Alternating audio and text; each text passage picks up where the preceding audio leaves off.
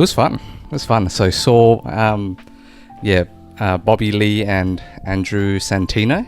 They came to Sydney, and the show at the ICC was called Bad Friends. So I assumed they were going to do like a podcast or something in that style, but they just did like individual acts. So Bobby did his act, and then they had like a few openers before Bobby, and then Andrew did his act, and then they did like a little bit of a kind of a game show at the end. Yeah, Bobby was like I flash. Someone. Yeah, I was just gonna say that flash. Someone flashed, right? Yeah, Bobby was flashing his ass at people like Classic on stage. Yeah. How do you get away with that? Because aren't there kids? Aren't there kids in the crowd? So he didn't flash it at the audience. He got like a few audience members to participate, and then they sat like on a couch, like on stage, and then he flashed them. Okay.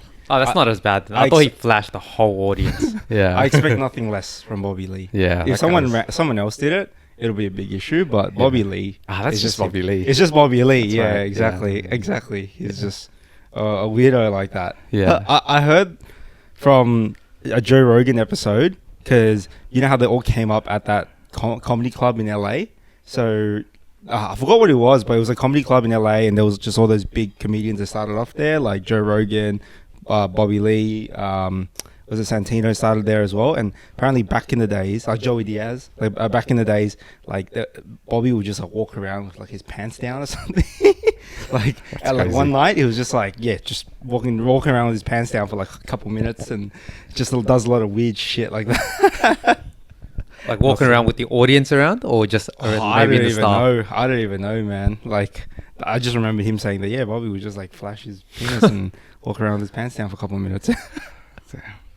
Yeah. What a guy. What a guy. His act was like pretty unhinged, but very funny. Very funny. Yeah. Did the Aussies like enjoy his humor? I think so. I think so. I think it clicked really well. It was that's very true. silly, very silly humor, and then not too serious. That's true. Not too like clever or anything. Just unhinged. Yeah, I think we're like us Aussies. We really like that sort of like stupid humor. Yeah, like definitely. Jackass and stuff as well. Like that sort of thing. I find the Aussies like we like that, and some other comedians we do find a little bit more cringe, and sometimes jokes do go over our heads. Like it's those comedians who try to be too clever, and it just goes over our head. I'm not saying it's a bad thing, but I think the general pop in Australia like probably wouldn't react to a lot of those it's references. It's like British comedians, right? People like, I don't know, at least online I'll read like, oh, this guy's like so funny, so clever. Yeah. Like, I don't know, Jimmy Carr or whatever. But I find they're alright. Yeah, exactly. And then I just prefer like a Kevin Hart or something, just very like very simple, very like simple humor. Yeah. Because I think some people go too crazy to reference stuff, like especially referencing a lot of like American stuff, American history, and they try to make jokes over that. But some comedians fail to realize that America doesn't revolve around the world. Well, it kind of does, but also kind of doesn't. Like so we don't really keep up with a bunch of that. So being able to tailor their comedy to the local market is a big skill that comedians can have. 100%. And you guys saw a show on the exact same day, so it was pretty cool. We all linked up for dinner, and then like we went our separate ways at the ICC. So who'd you guys see? Well, we saw Chris Williamson. It was pretty good. It was interesting. He gave a lot of good advice, but do I remember not 80% of the advice? Probably not. A lot of it went over my head because I was a little bit tired. Yeah. And also on the way there, we saw Josh Saunders. He was sitting down, but I didn't say hi because your online jiu-jitsu coach. Online jiu-jitsu coach, but I got a bit scared and I just wanted to look. And I was also limping as well. Max Aura. Oh yeah, true. He would have told you off. He's like, why'd you get injured? I was like, why are you limping? I got injured. He's like, how'd you get injured? Belly down, straight ankle lock at a competition. How'd you fucking you bought my fucking white to brown belt program and you freaking got messed up with a beginner submission? What the hell? Yeah, because he even says in there like, white belt you should. It's very easy to defend a straight ankle lock. I think I just went blank. But overall, Chris Williamson was good. He gave some pretty good advice. I think the main advice that stuck out to me is he pretty much just said, why do you care so much about what other people think about you why do you care so much about making other people like you when most people don't even like themselves? I think I've heard similar advice, but for some reason when him saying that helped me a lot. Like I would just think like, when you first meet someone, especially if you really respect them, you feel the need to make them like you. But with that advice, I let go, and I just be myself and not care too much. Yeah. True. I remember you told me that you went to a networking event for work last week, and I remember you said you were talking to this bloke like he was just one of the bros, and you were just saying a bunch of stuff because he was from the UK, and you were like, oh, do people get like shanked there? Like it's freaking Top Boy or something like that. And then it turns out he was like the CTO or CISO or something. Yeah, well, he was high up. He wasn't like, he's a lot high. He's pretty high up and like pretty well respected, and someone that you should probably be more he has that status, right? Like he just you should be probably more sensible around. And I just talked to him like we were having a pretty decent conversation, so it wasn't bad. But you were just talking to him. I was talking to him like he was the boys, right? Yeah, exactly. And how'd that conversation go? It was good. He was pretty receptive, and it went pretty well. And also there was another guy there. He was a uni student, and he had, in most cases, like most people don't have really, really have to go to a comfort zone, because most people would think like this guy has no business here because it's a networking event, and a lot of people like to just get value out of you and just to network with you because it benefits them. But this guy, second year uni kid, just goes in there and tries his best. So I really respect that. That's good. Yeah. Respect. And you never know, he might be the future CTO of, like, I assume he's studying cybersecurity. He might be the future CTO or CISO of, maybe a unicorn like SaaS startup or something, So yeah, that's good. Exactly. And also a note on why we went to separate shows, right? Was we originally wanted to go to Bad Friends. I really wanted to see Bobby, flash his ass and do a bunch of weird shit, and then see Andrew Santino roast Bobby's mum. I'm Bobby Motta. He did say that. He did, yeah. I really wanted to see that live, but then Chris Williamson decided to announce his tour like a couple months after we bought the tickets. So Justin managed to find a few other friends that were pretty keen on Bobby's humor to attend with him. So it was pretty good. Like we went to two shows on polar opposite ends of the ICC, and also opposite ends of like the moral compass as well, and opposite ends of value that you can get out of the show. 100%. One pure entertainment. Yes. And one very focused on like self-improvement. Exactly. Yeah. Exactly. And I also wanted to share like one of the learnings I learned from Chris Williamson that still has stuck to me.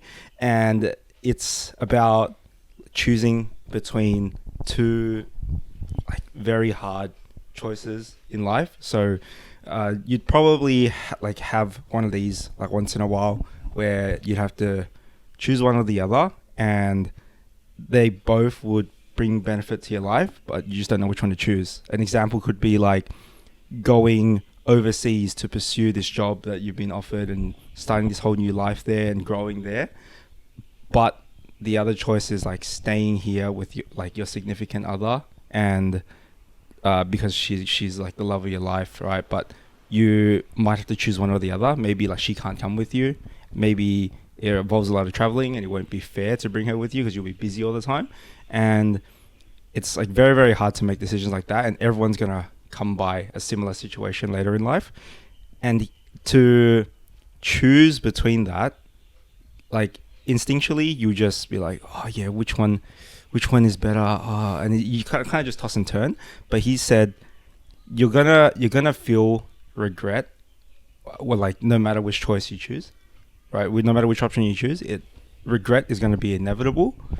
And but to make the right decision is to ask yourself how much regret can I live through? So like, sorry, like which regret will impact my life more? So will I regret leaving the love of my life for this job more, or will I regret not pursuing that career in my 20s to stay with the love of my life or potential love of my life, right? So which one would you regret more? Which regret can you live with? And then you can make that decision through that, which is really, really powerful, because I've never heard someone frame it that way. Yeah. Because you just think like, oh yeah, what benefits will this bring my life? And yeah, the way you frame that is really, really helpful. I haven't come to like a crossroads yet where I had to apply that, but that would be something I'd definitely apply later on. 100%. Just a different way of thinking about it. Yeah. I'm sure like it just even like makes the answer more clear, like you emotionally know. Yeah, which man. one's right. Exactly. Makes the choice a lot easier, hey? Yeah, Much it does. easier.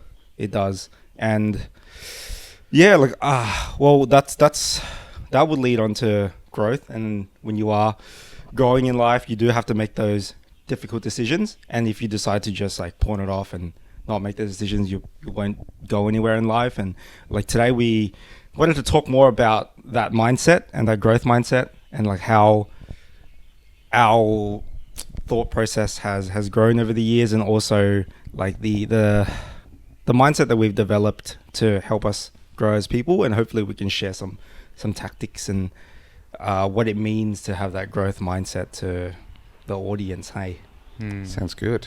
yeah. So I don't know, like I think this was probably one of the second most voted topic on the poll that we put up. Second out of three, yeah. Second out of three. Yeah. And I think that was mainly a suggestion that you put through. Yeah, so we put up a poll, and each of us came up with a topic, and yeah, this one was my topic. Last episode was Justin's, and the next one will be Lawrence's. Yep. We'll be talking about acai bowls next week. Yeah. Acai bowls. Yeah, that was the other option. But yeah, what made you want to talk about this, and like what? Yeah, just tell me. Tell us. Honestly, I can go on and give like a nice heartfelt answer, but how I naturally came about this was I put a prompt into ChatGPT and asked it to, hey, I'm running a self-improvement podcast. Give me some topics to talk about. And it generated me a bunch of responses, and this one stood out to me. So I'll just talk about why this one stood out to me. At least you're honest, mate. Yeah, at least you're honest. Yeah, like I can't lie about it, but I felt like being honest today. But why this one stood out to me, I felt like for the longest time, definitely throughout high school, I didn't really have a growth mindset. Like, of course, everyone wants to do well in that test. Everyone wants to get 100%, but no one really has a plan of how to get there. And they never really look within. They just look like, oh, you have to study, but how do I do it? Like, I never do it. And I have a lot of mates that they do it when they feel like it, you know? But realistically, you're never going to feel like it until you're put against the wall and the exam's next day and you know nothing. That's when you're going to feel like it. So yeah, this really started to me because when I started in my self-improvement journey, I've started taking more steps to be proactive and to be more like the quote, like you'd rather be a warrior in the garden than a gardener at war. So you'd rather be prepared, just to take on and develop that growth mindset, even if your back is not against the wall. Yeah, I think some people do have a plan though. I think maybe you and also myself as well. I tend to have a goal, but then I don't have the steps to get there, and that'll be something that I think we've touched on in previous episodes, and that'll be something that that is something I've already been trying to like implement in my life and reverse engineer how to get from that goal backwards. But I think growth mindset to me would, like, what it means to me is to just be a sponge, right? And absorb as much knowledge as you can, and not letting the inner like bitch tell you to just stay at where you are, right? So just freaking go and prepare. Like, I don't know how do I put this, but not letting the inner bitch hold you down, and just seeking out new ways to like go to the direction where you want to go, and seeking it's going to be discomfort and understanding it will be uncomfortable and you're going to feel discomfort, but you need that discomfort to get to those places and grow yourself. Yeah. What are your thoughts on like this growth mindset? It's important, eh? It's like Yeah. I feel like a lot of times in life, you kind of just like have this like limiting belief. It's like, oh, I'm not good at maths, or I Yeah. am like good at this thing, and that's like it's just like what I am. Mm-hmm. And I feel like kind of I think that people call that like a fixed mindset. Like Yep. you're kind of born a certain way, and that's kind of your lot in life. Yep. Whereas adopting a growth mindset is really like what you were saying, like cutting the bullshit with yourself, because Yep. you deep down everyone knows if you just practice anything you're gonna get better at it, right? Mm-hmm. So it's about like what'd you say, taming the inner bitch. Yeah, taming the inner bitch. And then like getting over the discomfort, and then just believing that if you put in the time, Yeah. put in the effort, you can get good at whatever like you choose to. Yeah, it's such a simple concept, but it's very hard for people to grasp because depending on how you're grown up, like you might be told that, oh, don't be silly. You can't be a doctor, or you can't be like a surfer. So like being able to overcome that it's really hard, and you'd have to work within sometimes to fight off that doubt from that you've been ingrained in you from a young age. And yeah, like it's like mainly just like leaving all that behind and just understand that yeah, if you keep your head down and you keep doing something, you'd be good at it. So yeah, even if it's like if you do it for like an hour a day, like you will see like progress later on. And yeah, be open to advice and all that. Yeah, because me personally, I feel like for the longest time, I think a lot of people, well, back then would fall victim to this, like especially in the school holidays when it's holiday, you're in holiday mode. So me in the school holidays, I would just binge watch anime all day, and I never saw a problem with it. But now looking back, I could have used my time a lot more effectively. And I feel like a lot of people still do that now. So let's say when they're in uni holidays, like, oh, I can't wait to finish my exam so I can play a lot of games. I can play Valorant all day. But then as opposed to like, oh, I can't wait. Like, of course, it frees up some time, and then you should probably use more of that time to work on yourself and actually grow as a person, as opposed to just like playing League of Legends all day, which definitely probably wouldn't be great. Because let's say when you go back to doing exams and all you did was like party and play League of Legends, it's pretty hard to get back into. Like it will take you a few weeks to get back into the groove, I would say. Yeah, I don't think, like, when I say don't celebrate those wins, and if you've gone through something tough like an exam or maybe a big presentation project for work, like, I'm not saying don't celebrate, but also just have a later balance, on go back and then see what that next thing is for you to improve. So just keep on growing, but there's a fine balance, right? Like you can't just keep on chasing for the next thing constantly without giving yourself any breaks. And you also got to tell yourself why you're chasing that next thing. So if it's like chasing, maybe like 50% more income in the next 2-3 years or something, and you got to have a reason why you're doing that, because just that constant growing for no reason like is probably not the best, and it would probably lead to burnout. That's true. Yeah. But I don't, like in terms of like growth mindset, I was more thinking when we discussed this topic prior, when we discussed that we will be talking about this, I was thinking more on my end, like developing not developing, but removing your ego away from just day-to-day situations, because you can learn from a lot of people. So an example would be like, when you're young, you think, fuck, you're on top of the world, especially like, let's say after high school, when you turn 18, 19, you think, I'm an adult now, I know everything, like I'm the best, I'm young, whatever, healthy.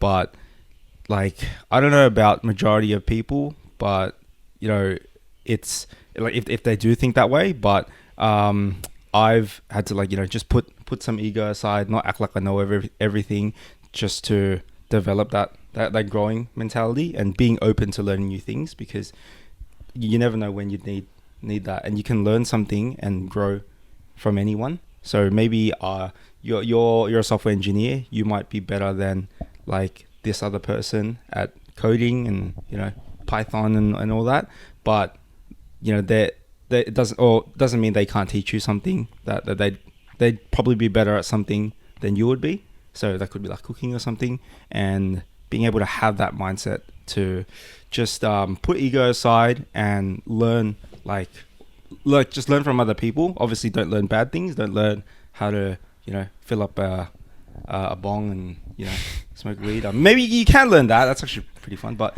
don't learn to I don't know, like drive 150 k's down the highway or something stupid. All right, so just don't school zone. Yeah, exactly. I guess how have you found, like, because it is hard, like sometimes you have like a lot of pride in maybe something you've worked on for a while, but everyone still has something to teach you. Just as an example, we talk about jiu-jitsu a lot, and sometimes I'm training with like a new white belt and they're trying to coach me through something. I know in my heart that, like, all right, have an open mind, have a bit of humility. Maybe they can teach you something, but it doesn't feel like he knows what he's talking about. Like, how would you like approach that kind of situation? That's very relatable and interesting, because then like for the audience, I train Muay Thai. I do jiu-jitsu with these guys as well, but I've been training Muay Thai a lot longer than jiu-jitsu, and sometimes like there are people that have been training for a shorter period than me, and they're like, hey man, like when you do the hook, you gotta like do this, and I was like, what the fuck, like, so in my head I'm like, oh man. And especially in that environment when you're all like sweaty and you're like tired and your brain's a bit fried, it's kind of hard to take critique like that. But I don't butt in and just go like, yeah, like shut up man, like I know how to throw a hook, all right. I'll just be like, yes, and then I'll just try it, and then I'll see how it feels. Maybe I generate more power, maybe I don't. But if I don't, I'll just be like, oh yeah, and then I'll just like go back to my normal way of just throwing the hook. So if it's not going to hinder you too much, then I'd say try it out. Because me not throwing the hook, he is telling me to throw it, compared to how I'm throwing it, like, it doesn't inconvenience me that much. Maybe one set or like one round, I'm like throwing a hook in a way that he told me to. At the end of the day, the worst outcome is just that I throw a shit hook for those 3 minutes. Yeah, so pick and choose. I did something similar. Like, I guess, I'm guilty of doing this. Like, I remember once in a roll, I was rolling with one of the guys I like training with, and I remember I taught him like a move. And I was like, dude, this is the opportunity for you to do it on me. And he was just like, look, I'll do it in a bit. Just keep rolling. And then, because I do that because I want people to improve. But in hindsight, like, we're rolling. Like, if he wants to take my advice, he should. And I probably shouldn't force it on him. But, I just wanted the best for him. But yeah, it is what it is. But when it comes to, when newer people try to teach me, I do get that. I get a bit like annoyed. But at the end of the day, like, everyone has something to teach. And even during work, I remember I was working with a guy that has been in my company for about like 7 years. And then I remember he would just say, look, I don't know everything. If you if you see something that I can improve on, just tell me.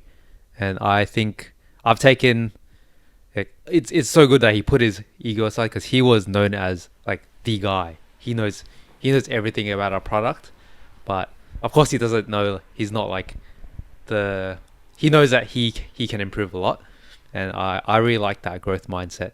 And tying into what you said before, I guess developing.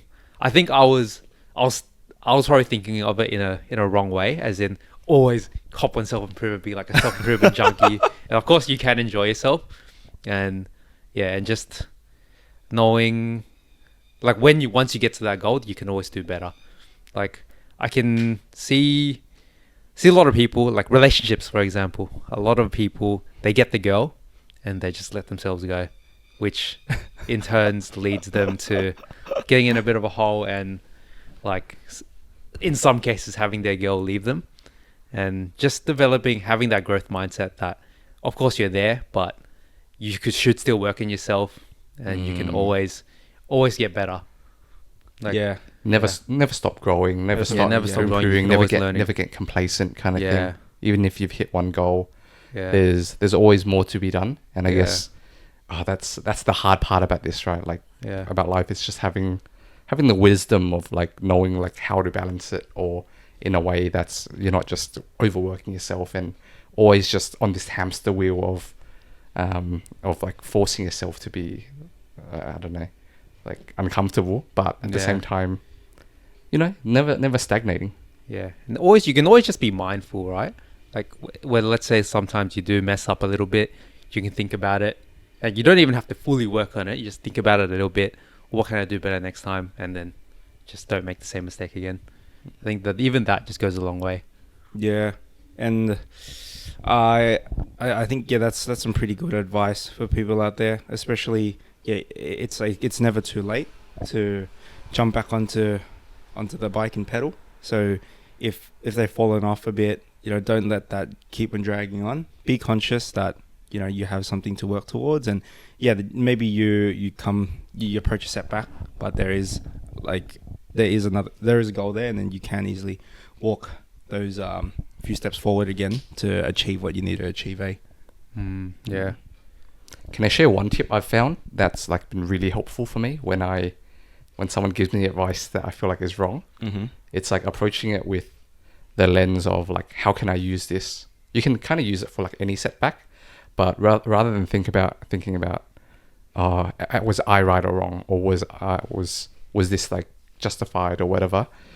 Often these questions aren't useful. They're not like, they don't empower you to make any action, right? And that's what you care about. It doesn't matter who was right or wrong. It matters, okay, what do you do next? So the key question to just hold in your mind is, how can I use this? If a white belt is trying to lecture me on something, I can try to think, like why does he like think like that? Or if, maybe I do that, like kind of like how you reflected just then. It's like, maybe I do that to like other people sometimes in this or in other areas of my life, and just looking for the lesson, even if it's, because there's usually always a lesson in anything like emotional, and just being open to like finding it. Yeah, that's like, yeah, it's pretty good advice, and because it's so easy to just be very ignorant just because you've done it longer than them, and it also really depends on how the person says it, right? That's like true. It depends on their delivery, because some people don't have the best delivery, and it just rubs you the wrong way. Like, they could be 100% correct and you agree with them, but if they just delivered it in a bad way, it's really hard. It's hard. I don't like I wouldn't take advice if a guy just like screams at me. Yeah. But it's kind of like your parents, right? Parents would want you to grow. Parents would want the best for you, typically. Yeah. But like, let's say we use our dad for example. When we were growing up, like obviously he'd want the best for us, but when it comes to giving advice, it's like he's just full scolding you while giving you the advice. It's like, trying to teach you how to do something, like maybe change the oil in your car, right? Yeah. And then you're like, okay, grab all the stuff, grab all the tools, grab the jack and everything, and the freaking oil pan, and then you'd go on, you'd like jack the car up, and then you'd go on. He's like, hey, what the fuck are you doing? Like, you gotta put the whatever to make sure it doesn't collapse on you, whatever. And then like, oh, okay, sorry. And then you'd like go on there, and then you tried to like undo the bowl, and he's like, no, what are you doing? Why are you going in that direction? Are you stupid? Like, you gotta go in this way. Come on, man. And he's just like trying to teach you how to be a man and change the engine oil in your car. But the advice that he's giving you, it's like, you're just getting pissed off because it's like, what the hell, man? You don't want to do it anymore. I don't even want to do it anymore, bro. Like, I just want to rage quit. And there's probably like some instances where like I'm helping my dad do some stuff like around the house. So a bit of background, our dad, like he was a handyman, and he would do like renos and all that stuff, like renos and like building granny flats and all that stuff. So he has a like a big wealth of knowledge about all this stuff, right? But whenever I help him out as a kid, like when I was maybe 15 or 16, he would just tell me off every time I'm helping out. And I'm meant to be learning on the job as well, and how to become this like my dad 2.0 and like be able to put on drywall and all that. But he's just like telling you off, and then later on he just tells you, "Hey, bro, just hold the torch, man." Like, yeah. Can you handle that? Yeah. So I was like, what the hell? So I think because of me being young as well, thinking like, being a bit more emotional and thinking that I'm kind of top shit, I like the learnings just went in one ear and went out the other. Probably like I know how to hold a torch, and maybe I know to turn the screwdriver clockwise if I want to tighten it, but and maybe some other stuff, but a lot of the stuff just went out the window. And yeah, it's like it's hard to take advice like that, but I think a very good not a good exercise, but a good tip that I've been following is that when he's now teaching me something, I tell him, I'm like, "Hey bro, I'm not gonna be able to learn if you talk to me like this," and then I told him, I'm like, "Bro, look, when I was 15, 16, I was helping you out, like building granny flats and stuff and renovating bathrooms.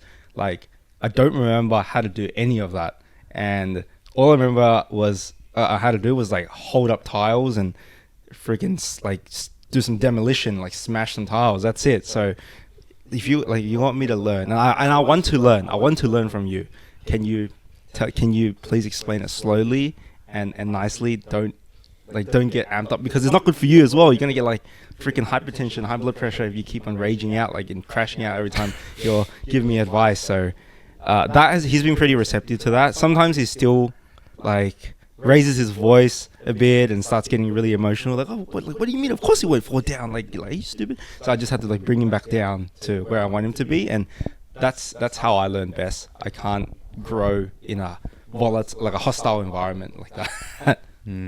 Yeah. How do you learn to do that? Because I feel like I guess that's just very effective communication. Yeah. Like, what would you even call that skill? Probably will tie over to like previous episodes, just having more empathy, like, and being understanding on why he's crashing out. I think the reason why he's crashing out is because that's just the way that he's been growing up. Like, he's growing up, like he grew up in like war-torn Vietnam, right? And you just had to get shit done. You just had to learn really fast, and that was probably the method that he was taught. And they were still hitting people at school for like not doing the maths homework, like whacking you with a ruler and all that. So He must be thinking like, "Bro, I'm not even hitting you. I'm doing so well." Exactly.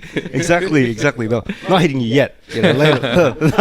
You're like, this hammer's on your head yet. Yeah, the hammer's not on your head yet. Yeah, exactly. So I think that's why, like, oh yeah, that's probably like how he was growing up. Like, it's alright. I'm not going to put anything against him. I know he wants the best for me, and he has the knowledge that I can learn off, but I just need him to tell it to me nicely. And I think he's receptive to that. He doesn't take offense to me calling him, like, I didn't call him like, oh, a grumpy, angry guy, but I just tell him, like, "Hey, like, you just got to stop raising your voice, chill out. I can't learn like this." And then he'll take a step back. And I feel like there's that lens of like compassion that you showed, where like it let you set your ego aside. But I feel like you did something extra as well, which was that you like asserted like your boundaries, which I feel like kind of coming from an Asian like household or like Asian culture, a lot of times we don't it's not as natural, right? Yeah. A lot of times you're just like, we'll just like, all right, let him do his thing. I'll like understand why, but then I'll just like not deal with it, or I'll just ignore it and deal with it. But you kind of asserted, you know what, I'm not going to be able to learn if you like talk this way. You kind of clearly explain your reasons. So I feel like that's like a super important like balance to that compassion lens as well. Yeah, 100%, man. And mainly like, setting that ego aside. But it depends on the situation as well. Sometimes you might not have the luxury to do that. An example would be like, for me, would be like tutoring, like group tutoring in high school, when parents would send me to like physics tutor, for example, and it's one of those tutoring centers with 35, 40 kids in the class, and let's say the teacher teaches in a hostile way like that, right? Maybe they grew up in Vietnam or something, and I think it's pretty difficult to tell them, hey miss, hey sir, I don't like it when you call me an idiot because I don't know like the centripetal force of this. Like say it to me nicely and maybe I'll be able to calculate that for you. So it's a bit hard to do it in that situation. So I think A lot easier once you're an adult, eh? it is a lot easier as an adult, exactly. But look, I think the biggest way is to give them feedback nicely as well. Because if I told my dad like, "Hey, bro, you're being a you're being a freaking like, what's something that would give me like cancer? Like an asshole? Yeah, you're being a fucking asshole right now. Like what? Like you just have a super foul mouth. Like what the hell is wrong with you, man? Like you can't give advice for shit. Like he probably wouldn't. He probably would throw the hammer on my head, man. So yeah, like saying it in a nicer way would help a lot. Yeah. Yeah. What about you guys? Do you guys have obviously like you probably experienced that with our dad? Like, I've never actually communicated with him. I just cop it, eh? I just cop it, and then but he doesn't really scream at me that much. Like I definitely had a lot easier compared to you, Younger sibling. as the younger yeah, sibling. That's what I'm saying. yeah, what the hell, bro? But yeah, it's like so far definitely does get a bit like passive aggressive here and there. Yeah. But it's not nothing too bad right now. Yeah. I mean, there was this one time where he told me off. I remember it was on the way I was to a jiu-jitsu competition. I was like, look, you can tell me off any other day, just not right now. Like, because I was driving, like, of course, before a jiu-jitsu competition, you're a bit nervous and like there's flying everywhere. And I was just like, I really don't want to deal with it right now because I didn't even expect them to come. Yeah. Yeah. And then yeah, they watched me lose. Was this the recent one? Yeah, where the recent one, okay. Yeah. But yeah, I've never really communicated. I probably should, but so far it hasn't reached that point yet. I see. Yeah. Yeah. What about you, Justin? What was the question again? Like, have you experienced, like, have you been in a situation where, yes, this guy can teach me something, but he's delivering it in a very bad way, and how did you approach that? Like, maybe similar to what our dad did to me. Like, he would just give me these instructions in a very hostile way. I think mostly at work. I've worked at a fair few companies at this point now, and I think early on in my career, fresh out of uni, was very much more of that, like, I don't like the way you're talking to me, but I'm just going to hold it in and like baby rage in my heart and then just slowly plot my escape, like find a different company kind of thing, which is, it's not helpful for anyone because I think at some point I realized even managers, they are on their own journey. Maybe they just started becoming manager and they don't know how to communicate in any different way. Maybe no one's just ever told them and they're like unaware. And also it's a lot of effort to kind of go about it in such a roundabout way of like, all right, I don't like the way you talk to me, so I'm going to go on a full journey to like find a new job just to deal with this. You'd rather just be assertive with your boundaries. Yeah. Like getting a little bit not emotional about it. Like just saying, okay, logically, this is what's happening, right?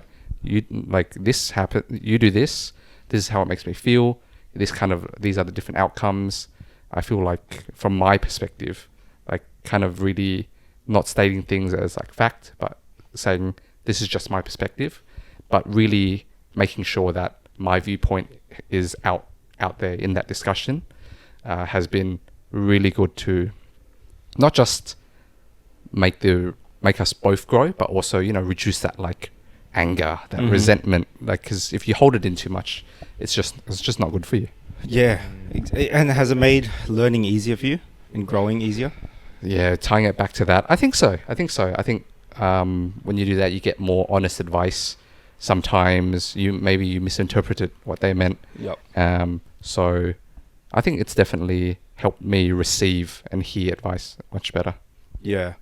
And at what point do you actually just go like, nah, this is not it, I'm gone, I'm out, like, and just don't take any more advice from this person?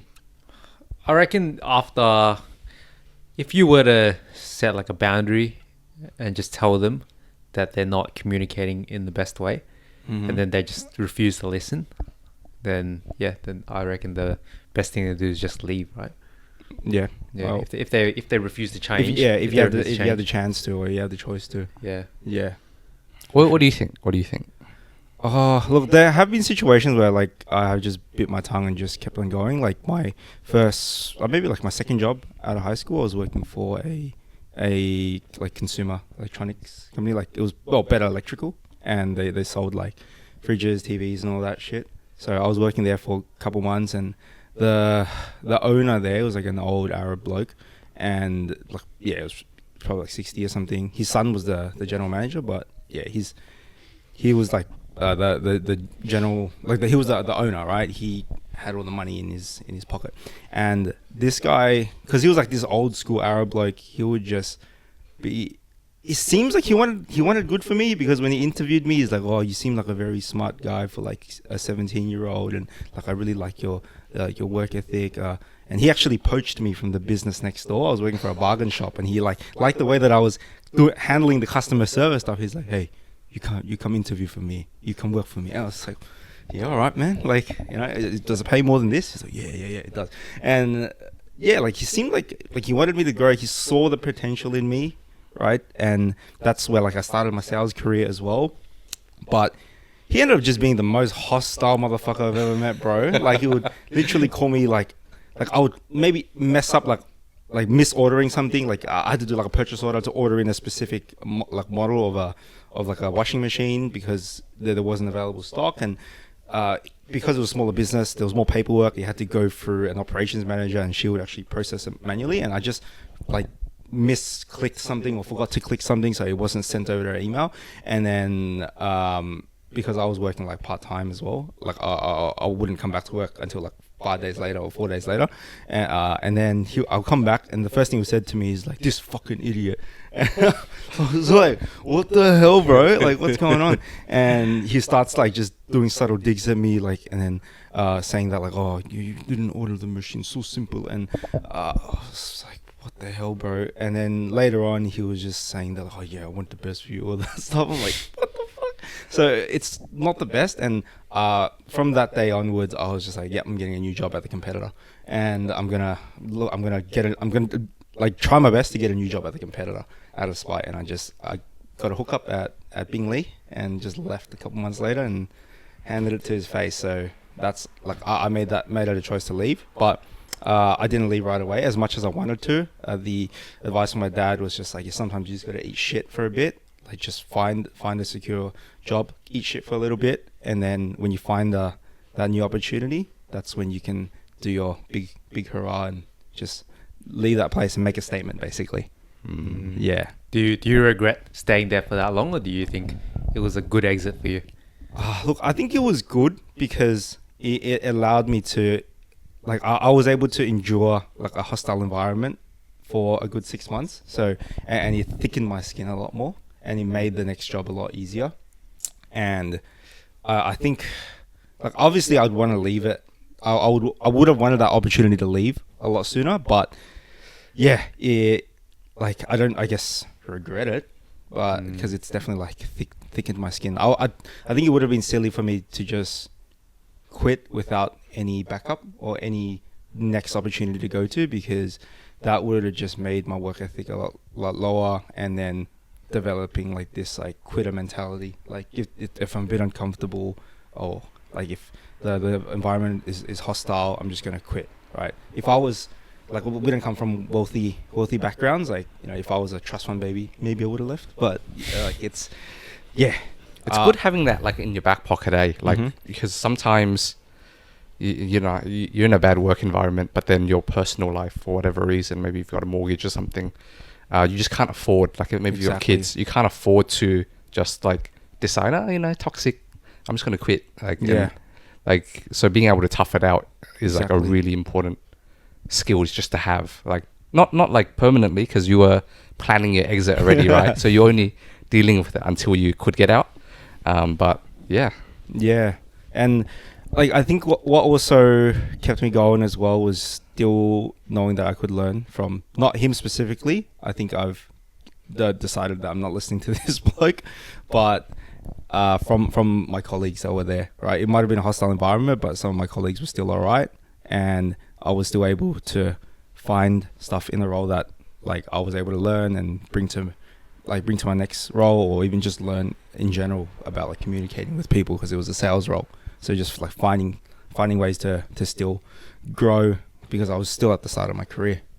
And what did your boss say when you did quit?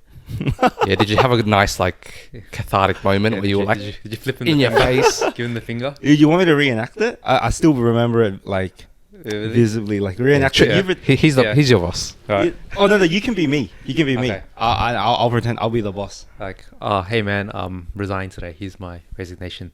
Yeah. I work for Bingley Electrics now. No. So just hand Okay. hand in the resignation. Okay. Here's my resignation. Okay, so I handed it to his son, the general manager, with it, and his dad was standing right next to him. Yep. All right.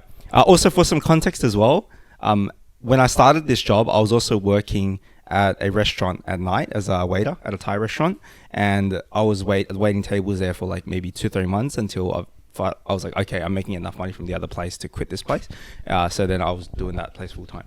All right, so that context is very important. So go again. Okay. Oh, here's my resignation now. He's like, oh, like Laurie, where, like, well, what's going on? And then that was the general manager. And then his dad was like, oh, what are you doing, man? Are you going to be waiting tables again or something? Nah, I'm going to work for your competitor, Huh? What? Who? Bingley. What? No, this cannot happen, man. This is bullshit. What? I told you. This is some bullshit, man. Oh, fuck. Oh, man, like, hey, son, next time when we hire someone like this, you have to put in contract that they cannot work for competitor. This is bullshit. You waste my money. That's been crazy. I didn't know that happened. Crazy Wow. stuff, eh? Yeah. So there's some crazy people out there. Yeah. Yeah. Wow. Oh my goodness. Yeah. He That's crashed pretty out. nuts. He crashed, crashed out. He crashed out. Exactly. Wow. So, yeah, you wouldn't want to be learning from that guy, but he did own a business though, so he had to do like a lot of things right. But yeah, probably not the best guy to learn off. Some people, even though they're very, very knowledgeable and very successful, it might not be the best person to learn from, because they might be the best business owner, Yeah. but they don't seem to be the best people person. Mm. Yeah. All right, they don't seem to be the best like person to comfort you. You wouldn't want that guy to comfort you when Yeah. something's going wrong, right? So that was something that Chris Williamson said as well. It's like, your heroes aren't gods, right? Yeah. Like Tiger Woods might be the best golf player in the world, but he was a very bad husband. He cheated on his wife like on several occasions. So yeah, don't hold them at a higher status. Like, yes, develop that growth mindset and learn off these people, but they're only probably good at that one area a lot of the times, and sometimes like, all right, it's probably not the best person to learn off, because those other bad habits that they have, like, and them being a shitty person might actually even bleed over to you while taking in those learnings. Yeah, because like in terms of like jiu-jitsu, I know Craig Jones talks about this a lot, because he memes like a lot of the Brazilian jiu-jitsu culture, and he's like, dude, you're a doctor. Why are you calling this guy your professor? He has a black belt, and you're a doctor, and you ask him for life advice. And like, look, this guy just owns the school. Like, of course, he might be a good person, but you know, you're a doctor, you're a lawyer, and then you're bowing down to this guy like he's God. And then he's just like, look, I'm just a guy that likes jiu-jitsu, and yeah, and I just have a black belt, and that's all I have. Like, why you don't call me professor, man? Yeah, and it's like, it's pretty funny how he puts it. It is a bit ridiculous, eh? Yeah. Yeah, you have to bow to them too. I like that. Yeah, just like make learning fun. Yeah. More fun, not that hostile, serious environment. You know who's really good at giving advice? We have we know a coach that also does jiu-jitsu, Nam. Even though he's like your coach, he still approaches it very much like he treats you like a peer. Like, oh, you know what? I found like this to work really well for me in this situation. You don't have to like, listen to me, but maybe like you want to try it out or something. He'll like really approach it in that way. I feel like it makes advice much easier to take on. And you want to do that. You want to even look at it from the other perspective, right? When you're helping other people grow, you want it to be easy for them. Yes. You don't want to set off their ego like too easily, because everyone has an ego, unless you're enlightened. Unless you're enlightened, exactly. Yeah. Oh no, that also reminds me as well. Like my friend Gary, we'll probably get him on the pod later on. I got him into Muay Thai. Oh, not solely me. It was team effort with like me and my friend and training buddy Edward. We both, I did the intro, and then Edward sort of did the closing for me. We sold him into Muay Thai, and then he's been training maybe a year less than me. Like started a year after me, but so then typically I'd be giving him the advice. When we first started out, when we were training, he would ask me for advice and stuff and tips. But when we were training in my garage like 2 weeks ago, we were like doing some pads and all that. I've been trying to incorporate some head movement, because I've been drilling some like Dutch kickboxing stuff at another gym, and like my head movement was just so shit, because like just Muay Thai there wasn't too much head movement involved, and I was sort of like, I was just trying, in my mind I thought I was doing that to move my head away from the center line, but apparently I was doing like one of these. And then Gary, he trains like a lot of boxing, pure boxing as well, so he was like, hey man, like just when you slip, wait, first off, do you mind if I give you, is it alright if I give you some advice? And I'm like, yeah, go ahead. And that really like set my ego like to the side. And he's like, oh, by the way, man, like the way that you slip, it's like it's kind of like how Mike Tyson, like the peekaboo style, like it's not wrong, but in like when kicks are involved, you probably kicked in the head or something. So yeah, just like slip like that, like very subtle. And I was like, oh yeah, okay, that's pretty good. And the way that he framed it, like I think if I framed it that way to other people, like if you frame it that way to people, yeah, you can kind of just like help them set their ego aside in that situation and prevent a hostile type of environment. Yeah, I guess you got to know how to, because he manages like a lot of people. Yeah, and then he has to give a lot of advice. So yep. I'm assuming he's run into that. He's probably tried to give some guy advice, and the guy got a bit angry. And then he probably spoken to someone, and then he learned off that. So that's pretty good. Yeah. Yeah. I should take a page out of that. Well, what were you guys gonna say? Sorry, before I cut you off. Oh no, I was gonna relate it back to like jiu-jitsu, and because like I remember when I started at a gi school called Gracie Baja, and it was really good, but I guess for most of my jiu-jitsu journey, I would just see like these instructors like, whoa, they're like, God, these guys know everything. I wouldn't say I go to them for advice, but they didn't really speak to me as much. But I remember my first morning class I train at a different place now, and the coach, he competed at CJI. His name was Lucas. Even though he didn't know me, it was first time seeing me. He literally asked me, just like, oh, how do you find jiu-jitsu? Just getting to know more about me. And I found that was like very, very, very, very, like, it was very comforting.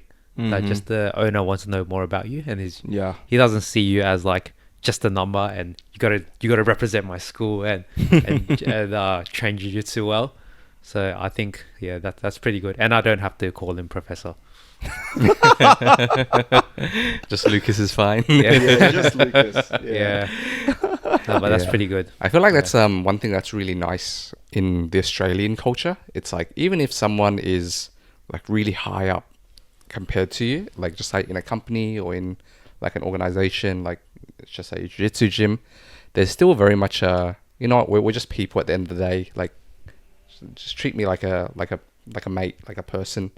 And then everyone still has that level of respect, but there's just not that level of like formality and like too much ego, I guess, in from my perspective. Yeah, man.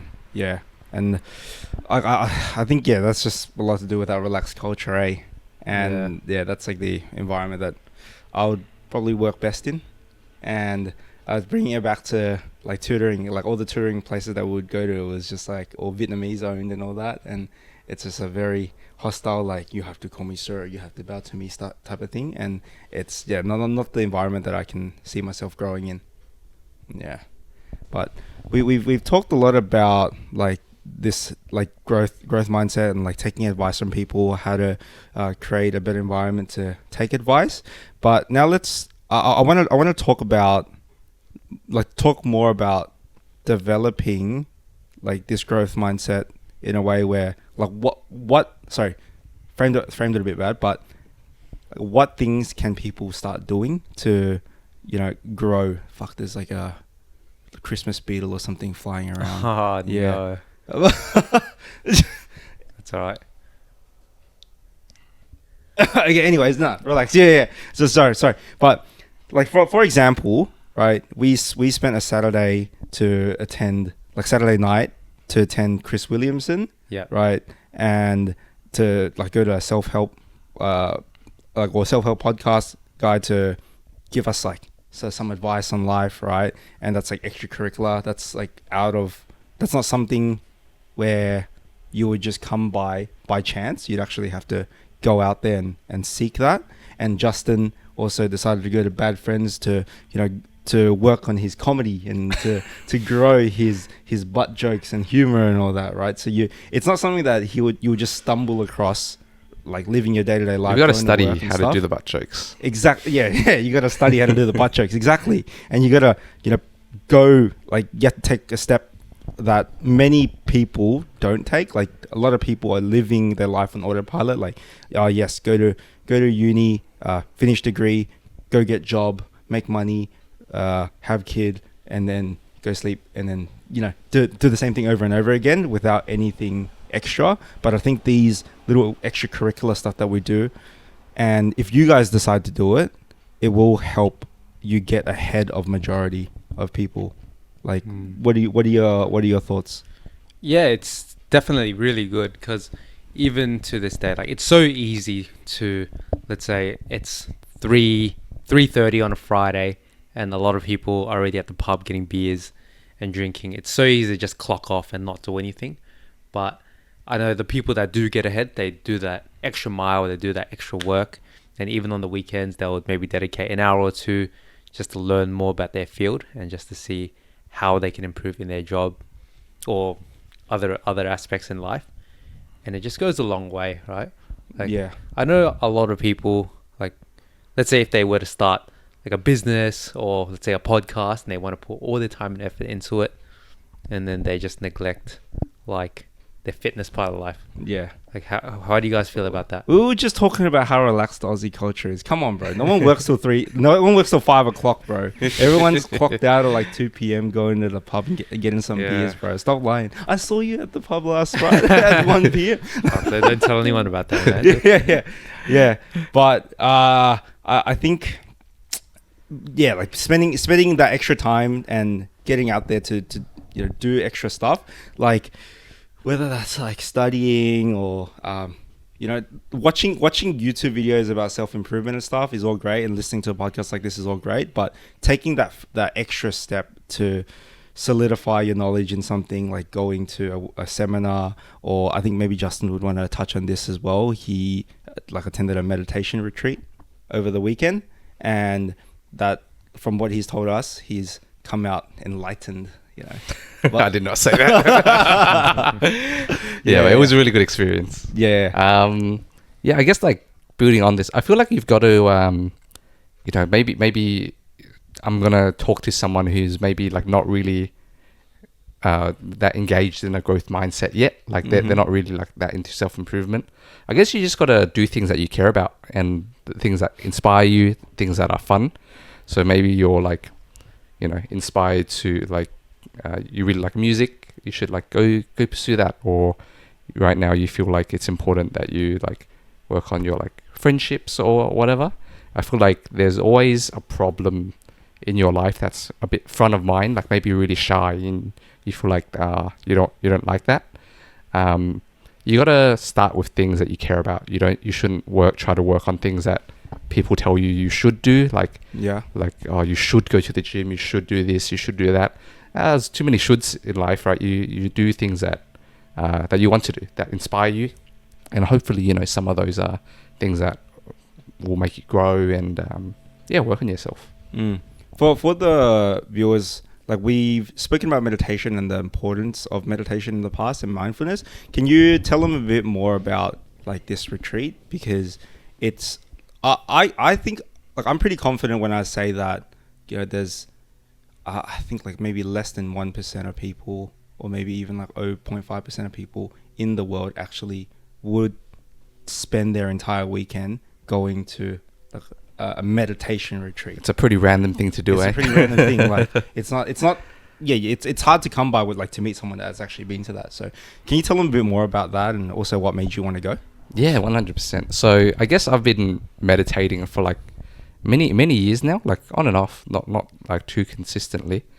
But the reason why I was able to commit like that many days, like to do it, is because I've already found so much value in meditation, like throughout my life. So if I was to try to sell it, like the point of meditation is to kind of understand and work better with your mind. So the mind has a lot of quirks to it. There's a lot of times where you have these like negative like thought spirals, or you kind of like get a little bit delusional. Sometimes you convince yourself of a story that may or may not be true.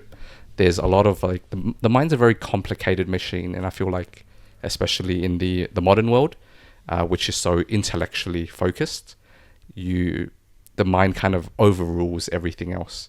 So I think one way to put it is the point of meditation is to use the mind as a tool and not let your mind use you as a tool.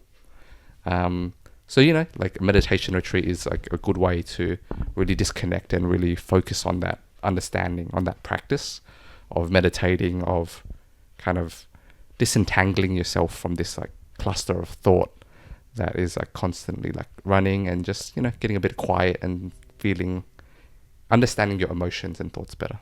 What's the difference between like why should I spend like a couple $100 and also drive out to the bush somewhere with a couple of randoms over the weekend, opposed to me just staying at home and putting on Medito for like 8 hours over the weekend? I think there's actually a really good idea like that I learned over the weekend. Like it's an idea that's been in my mind, but they put a word to it, which is the word sangha in Buddhism. And it means, I think basically it means something that's conducive to practice. Usually it's like a community, but I think it can mean anything. So oftentimes you could technically sit in a room by yourself and do a lot of things. You could do that like for meditation. You could do that to learn programming. Like you could do a career change just in your room. There's all this information like in the internet, right? You could learn whatever, but how likely are you? Yes. Is it that you're going to do it? And there are things in the external world that can make it easier for you, right? So you go on a retreat, all of your food's taken care of. You're disconnected from like the busyness of modern life. It's a silent retreat that I went to, so you don't talk to anyone. So it's really conducive for you to like slow down and like not be as caught up in your thoughts and be able to work on that. So that's the main reason I would say. Okay. Yeah. Did you feel like with that, did you sleep a lot easier? Did you knock out like yeah, that? I was so tired. It's Really? It's surprising how tiring it is to do nothing all day. Wow.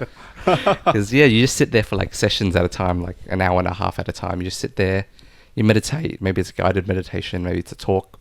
Then you go for a bit of walking meditation, and then you come back for some more sitting meditation. Yeah. And you go for lunch, and then you come back for another meditation. It's like 5 or 6 meditation sessions in a day. You're beat by the time it's like nighttime. Because I do want to, but now thinking about it, my mind is just so distracted. I think it's gonna be like torture for the first hour, I reckon. It's You really get used hard to it though. Yeah. Like I feel like once you're there, I think again this is the power of the retreat. It's like if you're in your room, you're like it gets uncomfortable after 1 hour. That's it's like true, all right, I'm just gonna go do something else. Whereas you're there already, it's a bit awkward to like get up, you've driven like 5 hours or whatever. Like, I'm here, may as well do it. Like, it just makes it so much easier. Especially because now, like, our personalities are over the internet as well. So if you got up and left, we'll get comments like, that guy is a fake. He doesn't care about mindfulness. Backdoor Banters. He doesn't preach what he says. Yeah. He doesn't live what he preaches. So, yeah. Yeah, that's true. And it's the same with a lot of things.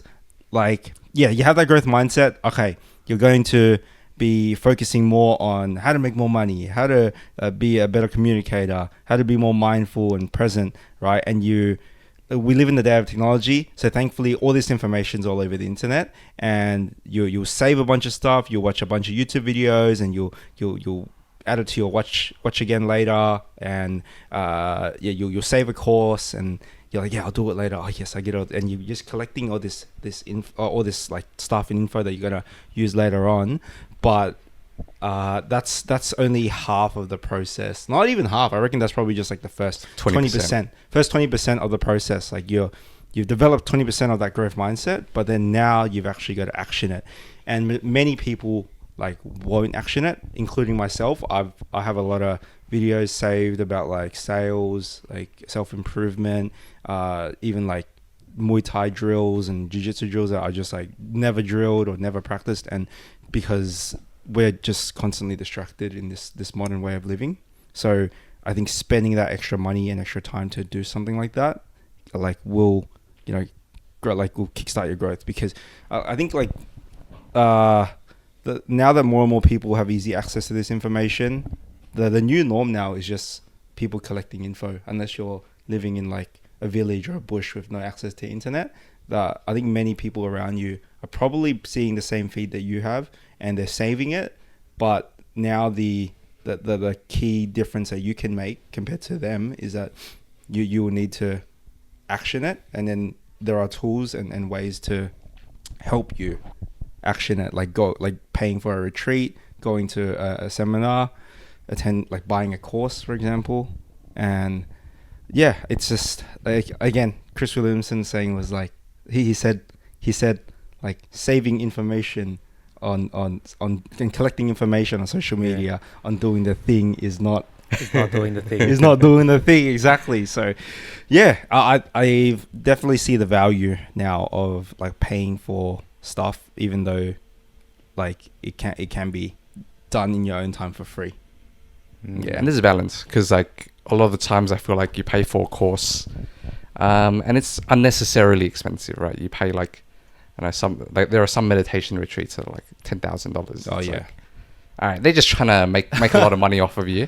Yeah, those are just for the Instagram influencers that exactly when I look right. like they're working on themselves, you know. Yeah, and they put photos of it online. Yeah, it just like whatever's within your means. Like we're not saying spend $5,000 on some course or Hustlers University, bro. Yeah, something like that, right? I think Hustlers University is pretty cheap, bro. I think it's definitely cheaper than a lot of other courses out there. Yeah. Whoa.